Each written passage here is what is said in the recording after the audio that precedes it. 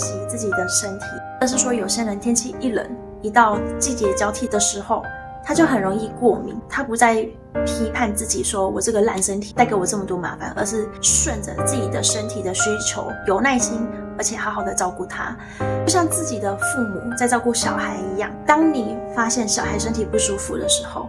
你不会任着他的性子，他耍脾气不想吃药就不给吃药，他在生病的时候，你甚至会为了他炖煮一顿鸡汤。那你在生病的时候，你可否同样的对待自己，而不是在逼自己说我该做的事情我还是要做完，我一定要盯到最后，我该把我的任务交办清楚。这些可能真的是需要做一些比较好的平衡，如何去肩负好自己的社会责任的同时，又有意识的倾听到自己身体想要表达给你的讯息。